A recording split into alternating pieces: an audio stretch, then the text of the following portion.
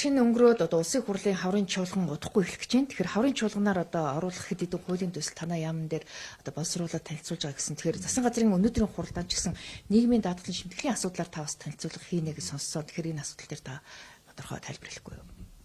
За тэгэхээр манай яам хуучин бол хөдөлмөр нийгмийн хамгааллын яам байж байгаа одоо энэ шинэ засгийн газрын үед бол гэр бүлүүд нийгмийн хамгааллын яам бол эмхлэн зохион байгуулагдсан тийм ээ. За тийм учраас цаашдаа Монгол улсад энэ нийгмийн хамгааллын тогтолцоо ер нь ямар тогтолцоотой байх вэ? Одоо иргэдийн зүгээс их шүүмжлэл их байна шүү дээ. Одоо халамж одоо эдэндээ автгаарсан байна. Хүмүүс хөдөлмөрөх эрхлэх сонирхолгүй болж байна. За манай нийт одоо тэтгэврийн авж байгаа тэтгэврийн авж байгаа улсуудын ихэнх нь одоо 60-70% тэтгэврийн бага хэмжээгээр тэтгэвэр авж байна.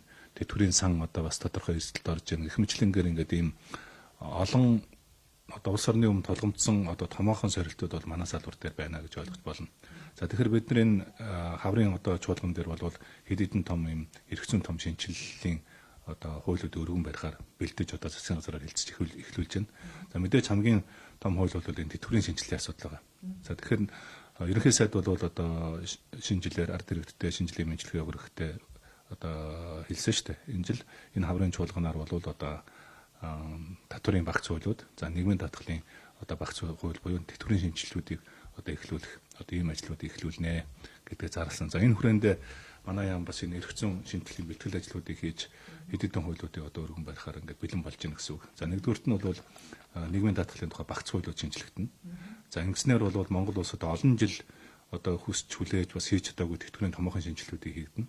За тэтгэврийн томоохон шинжилэл гэхээр манай ард иргэд бас яхан одоо болгоомжлох тийм ээ одоо тийм хандлага бас гарч байна. Тэгэхээр энэ дээр бол болгоомжлоод байх зүйл байхгүй. Юу гэхээр өнгөрсөн хугацаанд гарсан алдаануудыг бид нар засна.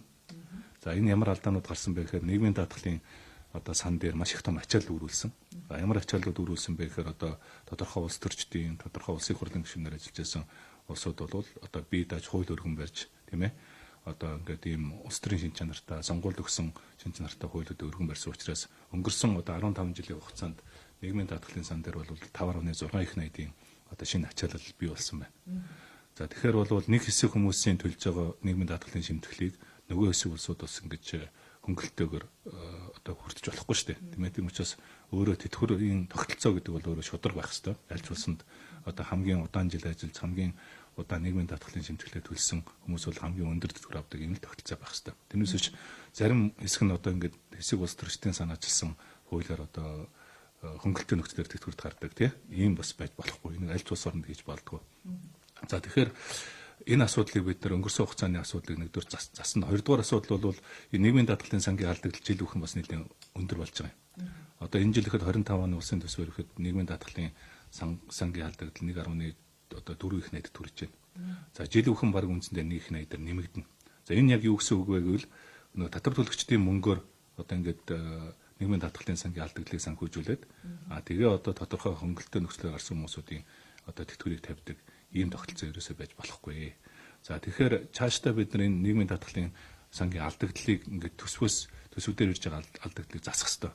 За яаж засах хэрэгтэй вэ гэхээр энэ дээр хоёр янзын том шинжилгэүүдийг бид нар харж байгаа. Нэгдүгээрт нь бид нар тогтолцооны одоо шинжилгээ хийя. Иргэн ганцхан их усрээс одоо тэтгэвэр авдаг биш тийм ээ. Хэд хэдэн их усрээс тэтгэвэр авдаг. Одоо манай хамтууд чинь тэгээд байна шүү дээ. Одоо бидний тэтгэвэр насан туршдаа одоо ажиллаж 20 жил 30 жил ажиллаж нийгмийн даатгалын шимтгэлүүлж одоо тэтгэврт гарах болохоор хамгийн багаар тэтгэвэр тогтоолгож байна гэж хэлээд байна шүү дээ. Энэ зөв.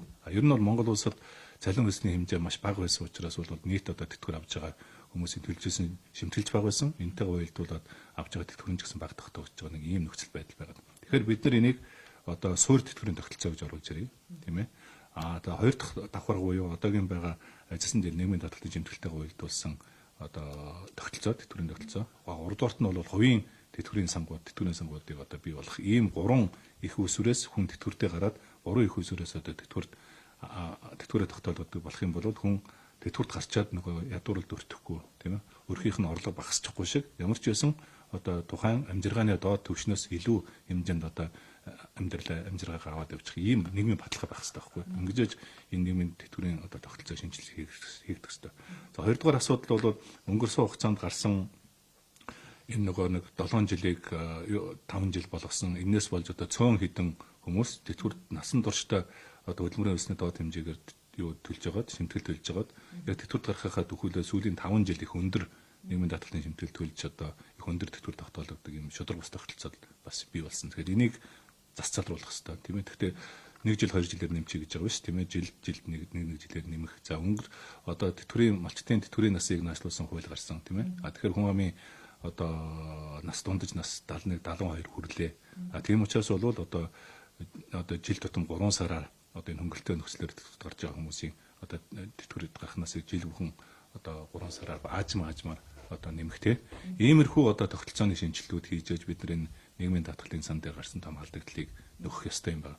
За нөгөө талаасаа бол энэ нийгмийн даатгалын сангийн одоо хөрөнгийн менежментийн асуудал нөгөө арилжааны банкуд дээр одоо байршуулж 150 60 төгрөгөөр халдсан асуудал байгаа тийм ээ. Тэгэхээр энэ алдааг дахиад давтахгүй тулд ер нь тэтгэвэр төлөгчдийн төлж байгаа нийгмийн даатгалын сангийн хөрөнгийн менежментийг бид нар маш зөв хийх ёстой.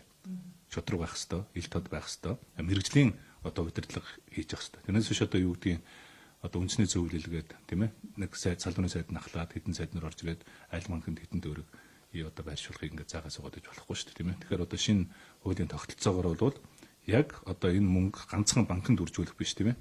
Одоо хөрөнгөний зах зээл дээр орох засгийн газрын бондууд авдаг болох тийм Монгол банкны бондууд аль болоход эрсдэл багтаа одоо хөрөнгө оруулалтууд хийж эндээс ард иргэд маань одоо өгөөж хүртдэг. Ийм л тэтгэврийн тогтолцоо буюу нийгмийн даатгалын шимтгэлийн өөрчлөлтүүдийг хийхээр одоо бид нар зорж байгаа гэж хэлж ойлгож болно.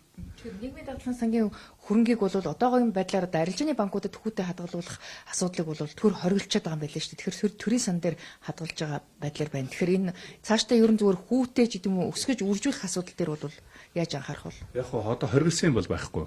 Яг хоо шийдвэр сүүлийн 5 жил бол шийдвэр гараагүй дандаа төрийн сан дээр ингээд баг хүү авахгүй шахуу жилийн 3 хүүтэй маш их халддаг. Энэ чинь жилийн баг үндсэндээ энэ чинь 50-аас 80 тэрбум төгрөг одоо өгөөж хүртэх хэвээр мөнгө шүү дээ. Энэ чинь тийм ээ. 1.1 их нэгдэж чинь маш их хэмжээний мөнгө шүү дээ. Тэгээд энийг зөвхөн ингээд одоо өгөөж нь хүртэхгүй байгаад иж болохгүй. Тэгэхээр одоо сая одоо батлсан нийгмийн даатгалын сангийн багц хуулиар бол бид нар ч мэрэгжлийн одоо үндэсний зөвлөлттэй болсон. Дандаа нөгөө мэрэгжлийн хөрөнгө оруулагч нар актуарч одоо хөрөнгийн үнэлгээ хийдэг болсууд энэ дээр аль мөнгийг одоо ямар банкнд эсвэл ямар бондод одоо байршуулбал илүү одоо эрсдэл багтаа өгөөж өндөртэй байх вэ гэдэг тогтолцоог бид нар хийдэг болсон шүү. Тийм учраас бид нар үндэсний зөвлөлтийн дэргэд одоо яг мэрэгжлийн хороотой хоёр хороо ажиллаж байгаа. Нэг нь мэрэгжлийн хороо, нөгөөх нь хяналтын хороо. Олон нийтийн хяналтын хороо. Тэгээд энэ мэрэгжлийн хороод маань өнгөрсөн 3 сарын хугацаанд ажиллаж маш их олон зөвлөмжүүдийг бид нар төгсөн. Энэ дээр үндэслэж одоо бид нар ямар ч байсан эрхчил бол нэг 700 орчим тэрбум төгрөгийг бол тодорхой одоо шаардлага хангасан Монгол банкны одоо юу хангасан арилжааны банкуд дээр ил тод нээлттэй одоо байршуулах ингэж энэ жил өгөж бид нар энд чинь 80 орчим тэрбум төгрөгийн одоо өгөж хүртэх ёстой шүү дээ. Тэгэхгүй бол энэ чинь жилийн 50-аас 80 тэрбум төгрөгийн өгөөж хүртэхгүй шийдвэр гаргахгүй суугаад байж болохгүй шүү дээ тийм ээ. Тэгэхээр ийм хаягаар мэдээж гашуун сургамж байгаа. Гэхдээ сургамжийг дахиж алдахгүй тулд одоо бид нар бас олон энэ санхүүгийн хэлбэрт бас хөрөнгө оруулахын зүйтэй юм байна. Эрсдэл багтаа хөрөнгө оруулалт хийх зүйтэй юм байна. Энэ тогтолцооны шинжилгүүдийг хийх зүйтэй юм байна. Нэгдүгээр тарж байгаа. Тэгэхээр 5 жил байсныг 7 жил болгож одоо нэмэгдүүлэх ийм бодлого барина гэж байна. Тэгэхээр та аажмаар одоо нэмэгдүүлнэ гэхээр одоо жилд одоо тодорхой хугацаагаар нэмнэ гэсэн үг. Жилд 6 сараас юм уу 6 сараас 1 жилийн хугацаанд ч гэдэг юм уу тий. Одоо шууд одоо хойтон одоо энэ байгаа 5 жилийн хойтон 7 жил болгочно гэсэн үг биш байхгүй. Жилд 6 сараар эсвэл 1 жилээр ингээд тооцоогоор алхмаар босгоор одоо нэмээд явах. Ингэж одоо жаахан шудраг тийм тогтолцоог бий болохгүй бол тий хин мөнгөтэй хин одоо арчаатай хин мэдээлэлд орох нь ингээд ийм өндөр тэтгэвэр тогтоолгодог ийм шудраг ус тогтолцоо байж болохгүй шүү дээ. Тэгэхээр нийгмийн даатгалын шимтгэлийн хувь хэмжээг гэсэн бууруулах боломж байгаа. Энэтэй яаж судалж байна? Энэ бол хэцүү. Ер нь бол эхлээд ямар ч байсан бидний гол зорилго бол нийгмийн даатгалынхаа санг алдагдaltaгүй болох. Ер нь Монгол улс цаашдаа тэтгэврийн сантай байхгүй тухай асуудал ярьж шүү дээ тийм ээ. Тэгэхээр энэ тэтгэврийн сангийнхаа доктортой ажиллуулах энэ болцоог одоо бид нар хангах хэрэгтэй тийм ээ. За тэгээд төсвөөс авж байгаа энэ ачааллуудыг бид нар алхам одоо бууруулах хэрэгтэй тийм. За тэгээд мэдээж тооцоо судалгаан дээр үндэслээд одоо ажиллагчдын зүгээс ярьж байгаа хэд хэдэн одоо зүйлүүдийг ярьж байгаа. Нэгдүгüрт нь бол нөгөө юу нэг хөдөлмөрийн хувь хүнээс бол хөдөлмөрийн өснөө доод хэмжээг одоо 10 дахин үржүүлснээр хэмжээгээр ингээд нийгмийн даатгалын шимтгэлийн босгох тавьчихж байгаа шүү дээ.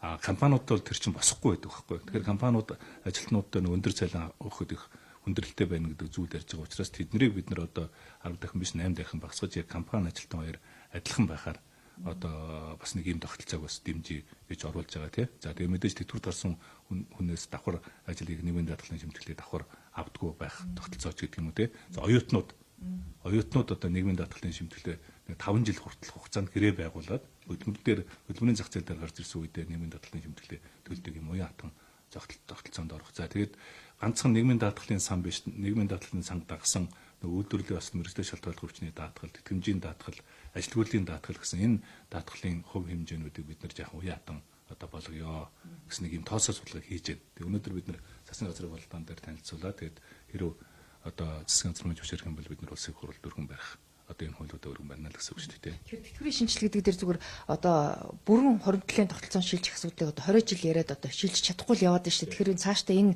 одоо зорилттой хүрч чадах уу? Энэ дээр ер нь хууль яаж үйлчлэх вэ? Яг хөө саяын өнгөрсөн жил 2 жилийн өмнө одоо батлагдсан нийгмийн даатгалын хуулиар бол ингээд энэ хуримтлалын одоо 2% нь хуримтлалын санд хуримтлуулна гэдэг залт гарсан боловч энэ бол маш тооцоо судалгаагүй юм залт байсан. Энэ хэрэгжүүлэгдэх хүндрэлтэй. За тийм учраас одоо бид нар Дэлхийн банк олон улсын байгууллагуудтай хамтарч байгаа. Тэр нь одоо 90 оноос хойш төрсэн залуучуудын нийгмийн даатгалын шимтгэлийн тодорхой хувь нь яг өөрийнх нь нэр дээр одоо хуримтлал хэлбэрээр одоо хуримтлагддаг энэ тогтолцоо. Энэ чинь өөрөө тогтолцооны шинжилэл байхгүй. Одоо хуваарлтын тогтолцооноос хуримтлалын одоо хагас хуримтлалын тогтолцоонд шилжнэ гэж байна шүү дээ. Тэгэхээр энэ маягаар бид нар одоо нэлээд яг энэ нийгмийн даатгалын шимтгэл төлөөд байгаа энэ хүмүүст ирээдүйд одоо өөрт нь ашигтай байх тийм. Тэрнээс биш өнөөдөр тэтгэвэр авч байгаа улсуудын мөнгөөр нийгмийн даатгалын шимтгэл төлж байгаа хүний мөнгөөр өнөөдөр тэтгэвэр авч байгаа хүмүүсийнхээ тогтолцоог хийгээд яваад иж болохгүй шүү дээ. Энэ чинь урд хормыг авч чадвар мага нөх нэг нөгөө хуваарлтын тогтолцоо байхгүй. Уг нь бол энэ чинь би ирээдүйдээ хадгалж байгаа мөнгө байхгүй тийм. Хин нэг тэтгэвэр 50 өгөх биш. Тийм учраас бол улс орнууд дандаа ингээд хагас хуримтлалын тогтолцоос бүрэн хуримтлалын тогтолцоонд шилжиж байгаа энэ алхмууд руу бид нар яг энэ тэтгэврийн шинжилгээ өрөөнд алхмууд хийгдэнэ. Одоо ажиллаж байгаа нэг хүн хичнээн хүний тэтгэврийг одоо яахад бий болгоход зарцуулж байгаа бол яаж харьцаа нь ямар байна? Уучин болвол нэг хүний төлжсэн нийгмийн даатгалын шимтгэлээр одоо 3 хүний тэтгэвэр тавьдаг байсан бол одоо баг 1 гэдэг харьцаанд очиж байгаа тийм учраас бол нөгөө тэтгэвэр тавгчдын тооч одоо 500 мянга төрж байна тийм манай нийт нийгмийн даатгалын шимтгэлд төлж байгаа улсуудын чинь сая 100 орчим мянган нийгмийн даатгал тэрнээс чинь баг 45% нь одоо үндэсний тэтгэврийн тэтгэвэр тогтоолгож байна гэсэн үг. Тэгэхээр мэдээж Монгол хүний насжилт бас нэмэгдэж байна. Тэ одоо 70 хэд болж байна. Гэх мэтлэнгээр ингээд тэтгэвэр давж байгаа хүмүүсийн тэтгэвэр авагчдын тоонууд нэмэгдэж байгаа учраас энэ дээр бол энэ бүх ганцхан Монголд болж байгаа үйл явдал биш. Бүх улс оронд болж байгаа үйл явдал учраас энэ дээр одоо тэтгэврийн сангийн өөрчлөлтийг бид нар цаг алдалгүй хийх ёстой л гэж ингэж зорж байгаа. Цалин тэтгэврийн нэмэгдэл 6% нэмэгдлийн 4-р сараас хэрэгжиж эхлэхээр байна уу? Нөгөө хөдөлмөрийн өсний доод хэмжээ. Тийм хөдөлмөрийн өсний доод хэмжээ. Тэгээ хөдөлмөрийн өсний цалин тэтгэврч нураас 1 сарын 1-ээс нэмэгдээд явсан шүү дээ. Хөдөлмөрийн өсний доод хэмжээ бид нэг 796 орчим төгрөг одоо болгож байгаа. Энэний хэрэгжилт нь бол 4 сарын 1-ээс хэрэгжээд явна.